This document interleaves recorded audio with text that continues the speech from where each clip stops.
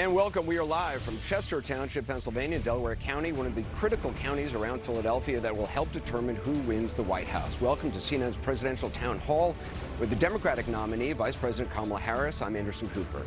Now, in this room, we have assembled a group of 32 Pennsylvania voters who say they are still undecided or persuadable.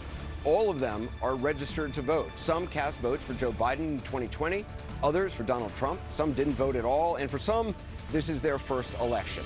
Many are leaning right now to one candidate or another, but they all say they have yet to make their final choice. Now, we found these voters working with a nonpartisan research firm, as well as business and religious groups, universities, and other civic organizations. These voters are asking their own questions tonight, selected by CNN to cover a variety of topics. You may see them holding a piece of paper when they're asking their question. It has their question on it. That is a question they have come up with. It has not been edited in any way by CNN. We also invited former President Donald Trump to participate in a town hall or a debate. He declined.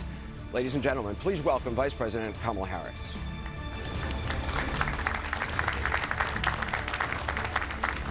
And Vice President, thank you. Appreciate it. Thanks. You have a mic right here. Thank you.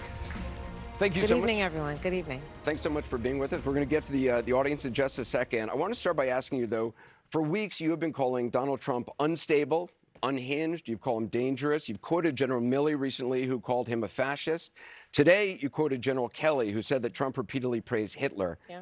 But there are tens of millions of Americans right now who have heard all those things, and they don't buy it, or even if they do, they're still going to vote for Donald Trump. He's arguably more popular now than ever. You have 13 days to go. What do you say to those voters to convince them? Because some of them are in this room. Sure, and I thank you all for taking the time to be here. And you could be doing a number of other things with your time. So this really is proof that we love our country. People are engaged, Anderson, and really want to talk about the issues. And so the issue that you raise, yes, I do believe that Donald Trump is unstable, increasingly unstable, and unfit to serve. And I don't necessarily think that everyone has heard what you and I have heard repeatedly, which is the people who know Donald Trump best, the people who worked with him in the White House, in the Situation Room, in the Oval Office, all Republicans, by the way, who served in his administration, his former chief of staff, his national security advisor, former secretaries of defense, and his vice president have all called him unfit and dangerous. They have said explicitly he has contempt for the Constitution of the United States. They have said he should never again serve as president of the United States. We know that is why Mike Pence is not running with him again, why the job was empty. And then today we learned that John Kelly, a four-star Marine general, who was his longest-serving chief of staff, gave an interview recently in the last 2 weeks of this election, talking about how dangerous Donald Trump is. And I think one has to think about, why would someone who served with him, who is not political, a four-star Marine general, why is he telling the American people now? And frankly, I think of it as he's just putting out a 911 call to the American people. Understand what could happen if Donald Trump were back in the White House. And this time, we must take very seriously those folks who knew him best and who were career people are not going to be there to hold him back. At least before, there were folks who we know what he would say, but they would restrain him. Imagine now Donald Trump in the Oval Office, in the Situation Room. He who has openly admired dictators, said he would be a dictator on day one. The former chairman of the Joint Chiefs of Staff has said he is a fascist to the core. So I think that when the American people reflect, especially those who are undecided, on who you should listen to, don't take my word for it. In fact, go online and listen to John Kelly, his voice, talking about what he thinks of Donald Trump 2 weeks before the election, because I think we all know, to your point, Anderson, it is close, but there are undecided voters who clearly, by being here, have an open mind, want to talk in a way that is grounded in issues and fact. And when they hear these facts, I think it compels a lot of people to be concerned about the future of our country with Donald Trump at the lead. You've quoted General Milley calling Donald Trump a fascist. You yourself have not used that word to describe him. Let me ask you tonight, do you think Donald Trump is a fascist? Yes, I do. Yes, I do. And I also believe that the people who know him best on this subject should be trusted. Again, look at their careers. These are not people, with the exception, I think, of only Mike Pence. These were not politicians. These are career people who have served in the highest roles in national security, who have served as generals in our military, who are highly respected. Talking about the person who would be commander-in-chief, not to mention what we know and what they've told us about how he talks about the military, servicemen and women, referring to them as suckers and losers, how he demeans people who have taken an oath to sacrifice their life for our country. And I do believe, Anderson, that part of this is why, even just this week, I traveled this state and others with Liz Cheney, former Congress member who was a very high-ranking Republican. She has endorsed me. Her father, the former Vice President of the United States, Dick Cheney, is voting for me. Over 400 previous members of the administration, from Ronald Reagan to both Presidents Bush to Donald Trump even, have endorsed my candidacy. And the reason why, among them, is a legitimate fear based on Donald Trump's words and actions that he will not obey an oath to support and defend the Constitution of the United States. He himself has said he would terminate the Constitution of the United States and wants to earn your vote to stand again behind the seal of the President of the United States? No one standing behind the seal of the President of the United States of America should be in that position saying they want to terminate the Constitution of the United States. This is Annalise Keene. She's from Philadelphia. She works as a fundraiser for Habitat for Humanity. She's registered with no party affiliation.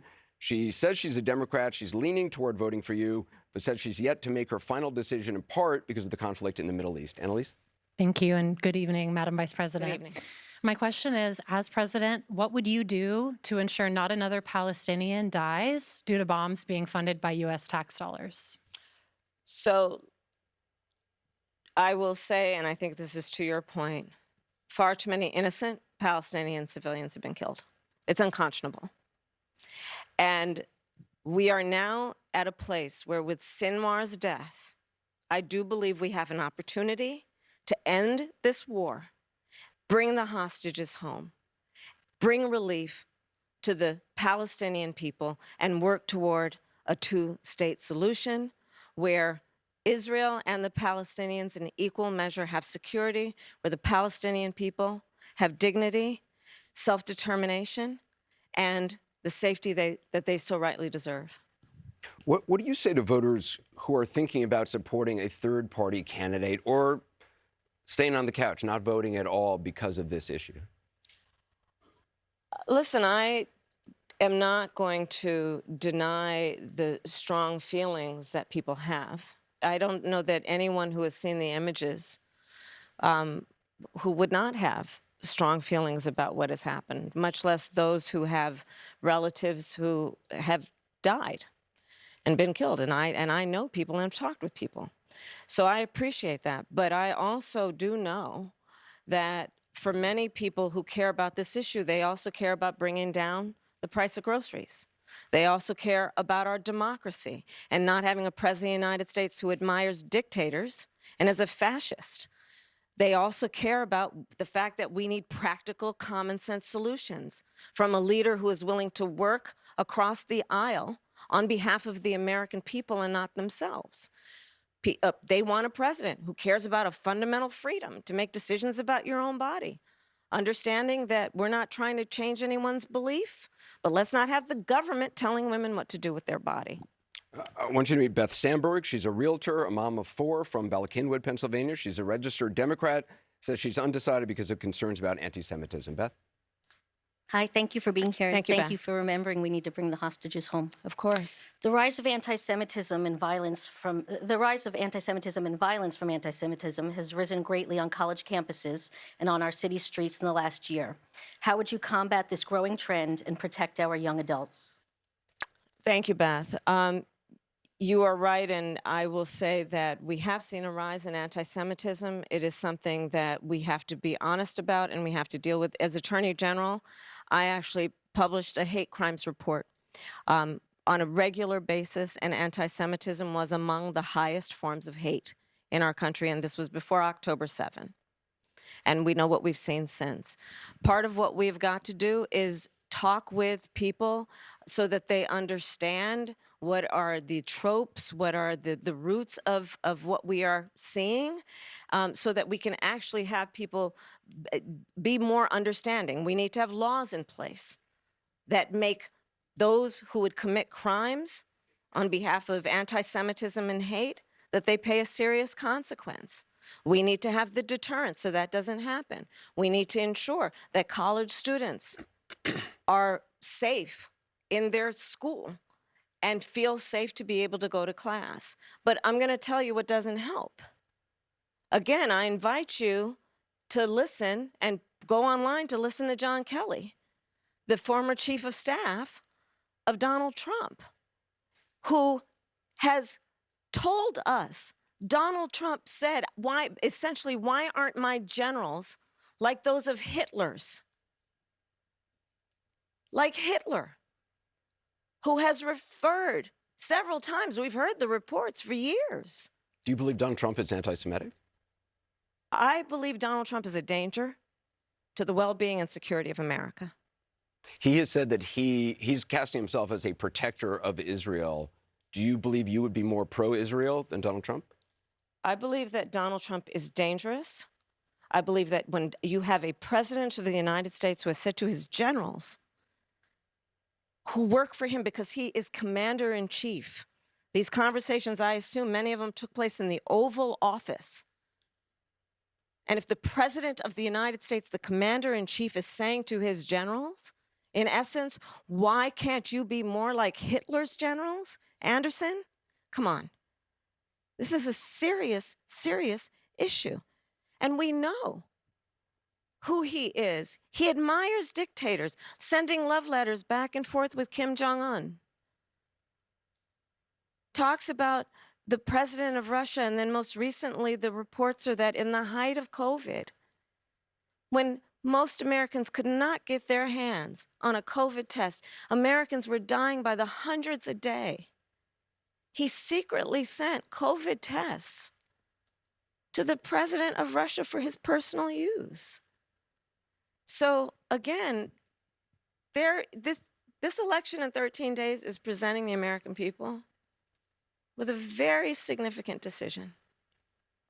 And on the one side, on this issue of who is going to model what it means to use the bully pulpit of the President of the United States in a manner that in tone, word, and deed is about lifting up our discourse, fighting against hate, as opposed to fanning the flames of hate, which Donald Trump does consistently. I'm going to tell you, we are an incredible country, and we love our country. Y'all wouldn't be here unless we love our country. And there are certain things where we've just got to come together and realize that we do believe in the importance of healthy debate on real issues, but there are certain standards we've got to have. And, you know, another point that even John Kelly talked about, I believe, and many have, is January 6th, where you have the President of the United States defying the will of the people in a free and fair election and unleashing a violent mob who attacked the United States Capitol. 140 law enforcement officers were attacked. Some were killed. And so I say that to say the American people deserve to have a president who encourages healthy debate, works across the aisle, not afraid of good ideas wherever they come from, but also maintains certain standards about how we think about the role and the responsibility, and certainly not comparing oneself in a clearly admiring way to Hitler. And we are back with Vice President Kamala Harris. I want you to meet Rob McPherson. He's the Chief Marketing Officer for a local organization. He's registered Republican from Media, Pennsylvania, who told us he's leaning towards voting for you, but has concerns about what he calls shifts in your policy positions. Rob? Thank you. Thank you for being here, Vice President Harris. So welcome to Delco. Thank you. Here in Delco, we pride ourselves on being authentic. Yeah. And much of what we have much of what you've been saying with regard to issues like law and order and fracking reflect a more centrist view than what people are used to hearing from Kamala Harris, leaving some voters to wonder about the authenticity of your current, more moderate positions. Can you talk a little bit about how your positions have shifted and why? Sure, and thank you. So first of all, on fracking, I've been very clear. We kind of dispensed with this in 2020. I am not going to ban fracking. I did not as vice president. In fact, as vice president, I cast the tie-breaking vote that now has opened up more fracking leases. My value on the issue of what we need to do to invest in a clean energy economy and a clean energy future has not changed. But frankly, I now have the experience and perspective of having been vice president for almost 4 years. I've traveled the country. I know that we can invest in a clean energy economy and still not ban fracking and still work toward what we need to do to create more jobs and create U.S.-based jobs in a way that will be globally competitive. On the issue of law and order, as you mentioned, I think there's just a whole lot of misinformation, to be honest with you. I have personally prosecuted very serious crime. It's how I started my career. I spent most of my career as a prosecutor, not in Washington, D.C. And as my first priority, had and remains as a first priority to me, the safety of the American people. So that has not changed. And sadly, I think that there's a bit of misinformation, if not more than a bit. But I'm glad that you raised the subject so that I can address it. But just if you don't mind, just let me just finish. Because I think the spirit of your question is really important, and I'm glad you raised it. Our country deserves to have a president of the United States who is not afraid of good ideas and does not stand on pride. If a perspective needs to be informed by different points of view to build consensus and to have a common sense approach, I'm never going to shy away from good ideas. And I'm not going to feel the need to have pride associate with a position that I've taken when the important thing is to build consensus to fix problems. I believe in fixing problems. I love fixing problems. And so I pledge to you to be a president who not only works for all Americans, but works on getting stuff done. And that means compromise. And it doesn't mean compromising your values or your principles, but it does mean working to get stuff done. And I pledge to you I will do that. Just to be clear, though, what he's referring to, and you point out to when you're running for vice president in 2020, you were not talking about banning fracking, but... No, Anderson, I pledge that I would not ban fracking. Right, I know. You said you would not ban fracking. Correct. You know, you had said in the 2019 town hall, there's no question I'm in favor of banning fracking. In 2017, you talked about Medicare for all. You talked about 2019, you raised a hand in debate about if border crossings should be decriminalized. Are all of those issues, which those are not your positions now, are all those issues that you're saying through consensus and getting stuff done you have evolved on? Well, no, let's take, for example, the issue of Medicare. My point has always been that access to health care should not just be a privilege of those who can afford it. It should be a right for all people. So that is why I have worked on doing what we have done to, one, allow Medicare to negotiate against the big pharmaceutical companies to bring down the cost of prescription medication. We've achieved that in terms of capping the cost of insulin for seniors at $35 a month, capping the cost of annual prescriptions at $2,000 a year for seniors. But my plan moving forward based on that very principle that I've always had is, as president, to have that cap be for everyone and not just for our seniors. The work that I have done that has been about recognizing the importance of dealing with border security, that has never changed. As I said, I have prosecuted transnational criminal organizations. That I did for years before I ever ran in 2019. I mean, you did raise your hand saying in a debate when asked if border crossing should be decriminalized, but obviously that is not your position. I never intended, nor will I ever allow America to have a border that is not secure. I believe we need to deal with illegal immigration. There needs to be consequences, which is why part of my plan that I have outlined, and again, please go to KamalaHarris.com. Sorry to throw a website on you, but why not? And you will see that part of my plan includes what we need to do to actually do more as it relates to putting resources in, including increasing penalties for illegal crossing. And just finally on fracking, you said you're clear you would not ban it as president. No, I would not ban it as president. Right, I know you're clear on that. Do you think it is bad for the environment, though? I think that we have proven that we can invest in a clean energy economy. We can mitigate greenhouse gas emissions. We can work on and sustaining what we need to do to protect this beautiful earth of ours and not ban fracking. Time is short, so I want to get some more voters in. Tanisha Spall from Lansdowne, Pennsylvania. She works as an education administration manager for the Pennsylvania Department of Corrections. Registered Democrat who says she's leaning towards supporting you, has yet to make her final decision. Tanisha, welcome. Thank you, Anderson. Thank you, Madam Vice President, for joining us this evening. Of course. I appreciate that you did acknowledge that we are a country that is faced with problems and issues. With the Supreme Court being plagued with issues, would you be in favor of expanding the court to, say, 12, so each justice has only one circuit court other than Chief Justice to assist in making judgments more balanced? Well, to your point, there is no question that the American people increasingly are losing confidence in the Supreme Court. And in large part because of the behavior of certain members of that court and because of certain rulings, including the Dobbs decision and taking away a precedent that had been in place for 50 years, protecting a woman's right to make decisions about her own body. So I do believe that there should be some kind of reform of the court, and we can study what that actually looks like. But I do believe. But again, let's just, while you raise the point of the court, understand that, again, in 13 days, the American people will decide who is the next president of the United States. In 13 days, you will decide who is sitting in the Oval Office on January 20th. And on one hand, you have in Donald Trump someone who has increasingly proved himself to be unstable and who, as we have established and the people close to him have established, he is unfit to serve.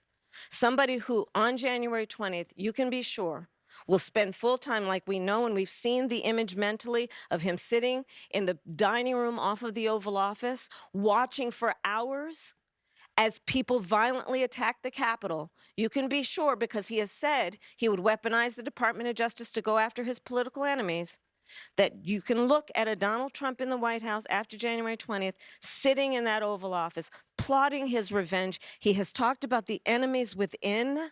We haven't even raised that subject, Anderson. The enemies within. He's talking about the American people. He's talking about journalists, judges, nonpartisan election officials.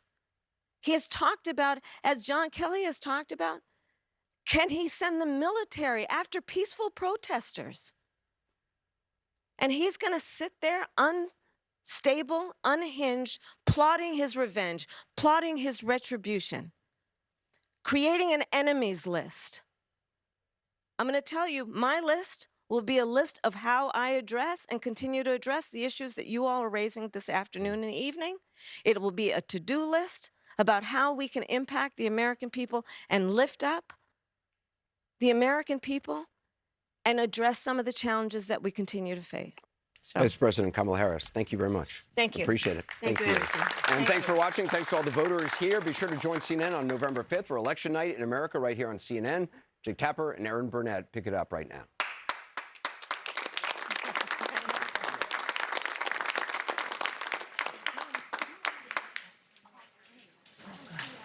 Anderson, thank you. You've been watching CNN's Town Hall with Vice President Kamala Harris and undecided voters. Less than 2 weeks From the election, a lot of tough questions for the vice president there. It seemed as though the voters were divided into three basic groups. Liberals who had not heard enough from her, progressives worried that she was not progressive enough, and Republicans who are wary of Donald Trump and wanting to hear more from the vice president. She focused a lot more on Donald Trump, I think it's fair to say, than she did on many specifics in terms of what she would do as president. But she did go into some of her plans for small businesses and the like. Of course, with only 13 days to go, and Trump and Harris fighting over these last few undecided voters, and in fact trying to get undecided voters to even vote. We'll see whether or not she achieved what she needed to achieve this evening. Dana Bash, your thoughts? Well, I'll just tell you what I'm hearing from people who I have been talking to, and that is that if her goal was to close the deal, they're not sure she did that. And, you know, some people have asked, is she being held to a different standard? Maybe, but that's maybe the world that she's living in. And on the question of who she is, people are understanding that a little bit more, but what she will do, the question about her legislative priorities, name one, there wasn't one. You know, some more of her personality and her sort of character questions about your weaknesses or what mistakes did you make? Not necessarily the answers there. Having said that, any time that she can be in front of an audience and interacting with voters is a win as far as her campaign goes, and they are very happy about that. I thought her drawing the contrast with Trump, something that she has been really trying to do in the last several weeks that we've seen, where she's gone after him as unstable, unfit for the presidency, saying he doesn't belong behind the seal of the office anymore after he suggested terminating the Constitution. She had a new angle for that tonight, and that's because of John Kelly, his former chief of staff, coming out with his on-the-record comments yesterday saying he met the definition of a fascist and that he's admired Hitler. That was something that she was within seconds of taking the stage. And that first question from Anderson, where she said that, yes, she agrees Trump is a fascist, where she took that moment and tried to really sharpen it and make news out of it from where, you know, she's been talking about this for weeks, but tried to draw that contrast even further for a lot of people, including the people in this audience who are undecided and maybe have not heard those comments or aren't familiar with what John Kelly has been saying. I thought it was really interesting that she came out of the gate, and that was one of the first things that she was talking about in the town hall. Although, John, I do wonder, I mean, I think after 8 years of Donald Trump, people are aware of Donald Trump's persona, his proclivity for controversy, his potential to offend, and the like. And I wonder if you think maybe she did too much of what Caitlin's talking about. I think that is a fascinating question, is how do you balance it, right? How much time do you have with any voter, whether it's in a TV ad or it's in a town hall? In that time that you have, they're watching you. What is your priority, right? This is how much time I have. What do I want to tell you? How do I want to use that time? Donald Trump is more popular than he's been. He's now, in this race, his political standing is higher in this race at this point than it was in 2016 or 2020. And so she does need to push Donald Trump down. Okay. That is a priority. She does need to try to disqualify Donald Trump. Try to remind people who voted for Trump in 2016 and Biden in 2020, who are thinking about going back to Trump because of their pre-COVID Trump economy nostalgia, or he's done the job before and I don't know her. She needs to remind them of that. Then you got to quickly make that pivot. And to Dana's point, I think she did some of it tonight. I was about to say she didn't do enough of it, and then I thought she closed very strongly with the values part. She did the we the American people. But that's what voters ask you, who is she, right? The faith part was interesting. People at home might agree or disagree with it, but she talked about herself, what animates her, that she prays, sometimes twice a day, with a little smile. You know, that's not an issue for voters. That's not taxes. That's not abortion. That's not spending. That's not national security. But it's who is your president when hard things happen. And people just don't know it. That may not be fair to her. She got the nomination in July. She's a vice president. People don't know a lot about their vice president. Some of this has nothing to do with her. It's with her job and who she is. At the end, the value part, we get things done, pragmatic. Why does it have to be so partisan? There was some of it there. Where I think she fails sometimes is to connect it more to her policies. Right. This may be my fault. I've done 10 of these. So I'm always living prior campaigns and everything, 10 elections. You know, Bill Clinton ran on the same economic agenda she is. I'm going to raise taxes on the rich, and I'm going to cut taxes on the middle class. Democratic consultants at the time told him, don't do it. Don't raise taxes. Don't say you're going to raise taxes. They're going to say you're Walter Mondale. They're going to say you're Michael Dukakis. They're going to push you left. He had a brand where he could look people in the eye and say, I'm on your side. I'm fighting for the middle class. Right. Putting people first. That's the connection she has to make to that you can trust me. Which is why she talks about her middle class upbringing You can trust me to do all the this. time. Yeah, it's the personal part is sometimes missing. And again, it may be unfair to her, to your point about a different standard, because as she has not taken the time as vice president, or they did not let her take the time as vice president, to more develop her brand so that in crunch time you know who she is. Yeah. Look, I think it was a mixed night. Okay, I think she was very strong coming out of the gate, and she obviously came with a purpose, which she wanted to. They want to shine a focus on, this latest chapter with the Hitler story of John Kelly, but generally anti-democratic behavior and the threat that represents. And she obviously was well prepared for that. She was very strong on, as she has been, on abortion rights because she feels passionately about it. She could be clinical on some of these economic issues. She was great on the long-term care for the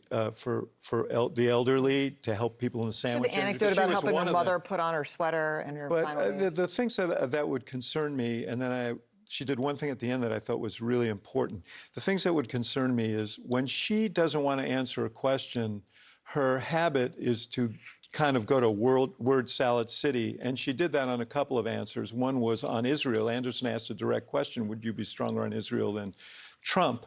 And there was a 7-minute answer, but none of it related to the question he was asking. And so, on certain questions like that, on immigration, I thought she missed an opportunity because she would acknowledge no concerns about any of the administration's policies. And that's a mistake. Sometimes you have to concede things, and she didn't concede much. But I'll tell you something. John King mentioned Bill Clinton. No one's going to be Bill Clinton, but you do want to relate to the people in front of you. She didn't do a lot of that. She didn't ask them questions. She didn't address them particularly. So she was giving set pieces too much. But she said something at the end that I thought should be actually a frame. If they want to go down this road, this is a great frame. She said, he'll have an enemies list, I'll have a to-do list, and the to-do list is going to be the concerns you mentioned tonight. I think that is a fundamental argument here. What are their respective motivations, and who's going to actually work on the stuff that is going to impact positively on your life? All right, you mentioned the question back and forth with Anderson about Israel. And that was actually structurally in the way that this town hall was conducted. She talked about Gaza and then was talking about Israel and anti-Semitism back to back, which I know stood out to you. Yes, I think that she is running into an incredible challenge this cycle of you don't want to alienate Jewish voters who are heartbroken after October 7th. They want the hostages released. They want a ceasefire deal. And then the Gaza protesters who are critical in Michigan, where you've got a huge Arab population. And I worry that the fear to answer either side of the question makes her alienate both communities. I thought that was one of the weaker moments. There's a direct way to answer the issues with anti-Semitism. And by the way, point them to a history of anti-Semitic actions by the former president, dining with an avowed neo-Nazi, Nick Fuentes, Charlottesville, his language after that. I think those could have been a stronger moment. She's clearly very nervous. She didn't bring any of those things up. Yeah, those are key constituencies. But what I thought she did extraordinarily well is they clearly have data that this John Kelly story, the unfitness, the danger of Donald Trump is breaking through to people, because it was almost like, what was the score of the baseball game? And it was like, well, John Kelly and generals warned this. Yep. I think that they know that that works with a swath of voters that are still gettable now, because that came up in pretty much every other answer. She kept going tonight. back to it. And I do think it's powerful. And I would add personal stories. She shows a humanity that Donald Trump just doesn't have the same ability to convey. He certainly didn't take care of an ailing parent. He hasn't talked about that. He hasn't talked about his faith in great detail. He hasn't cited scripture or prayed. Those are her moments where I think you see a little more of her, and the public needs that. Yeah, look, there were flashes. No, there were. Well, it's generous. You'll get your turn, brother. But there were flashes of the Kamala that I know, who is really a true public servant. She really does work for real people. And in the back of her mind, she is trying to figure out, how do I solve the problem? She sometimes skips, even in person, she'll sometimes skip the human part and get to the problem-solving part. But there were flashes of it. And I think the question, if you're at home trying to figure this out, You can ask, well, could she have done this? Could she have done this better? Your job isn't to do town halls. Your job is to fight for people. Does she seem like somebody who is going to take seriously the problems of ordinary people and try to get an answer? And I think she passed that test. I think that the word salad stuff gets on my nerves. I think that some of the evasions are not necessary. But when she's talking about trying to get you a house, I believe her. When she starts, like, I'm trying to get you to help for your mama who's sick, I believe her. Yeah. When she's talking about, I'm going to do what I can to bring prices down, I may not agree with those tools, but I believe she's going to try to apply them.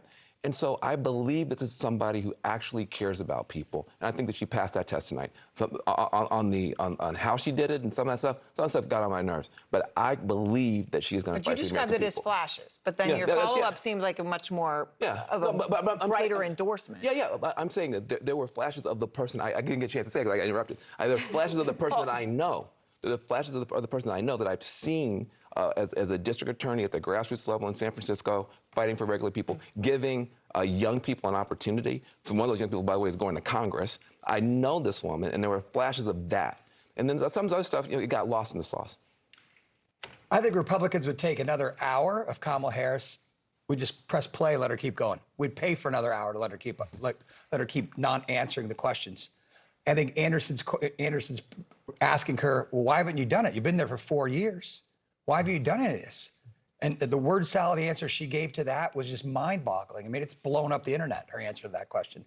I think the things that are troubling for people were her responses to, Van said about what's she going to do to reduce costs when they asked her at the beginning. We're hurting economically. She said, I'm going to prosecute corporations, right? That's not going to lower costs. How are you going to make things better for me? I'm going to prosecute people. Trump bad is not a message that's going to get her elected. Trump bad message. I disagree with you, Alyssa. There, I don't think it's going to happen. You're referring to the whole, she kept bringing up point the about, Hitler and Atlantic you have to article. bring something else. Was she for a wall or was she against a wall? I couldn't tell from her answer. Right? Anderson kept asking her, well, listen, you laughed at the wall, but now it's in your plan. Are you for it or against it? There was so much mishmash in there. I don't know what was going on. I think it's very generous to say that she showed up, right? I think the key, if she loses here in this race, people are going to look back and her team is going to say, we should have been doing this from the very get-go because reps make you better, right? And the more you do this, the better you get. She's still not at it. We're 13 days out from an election, and everyone's hoping she's going to get better. The Wall Street Journal just came out with a poll while this was going on. She's losing altitude rapidly. Rapidly.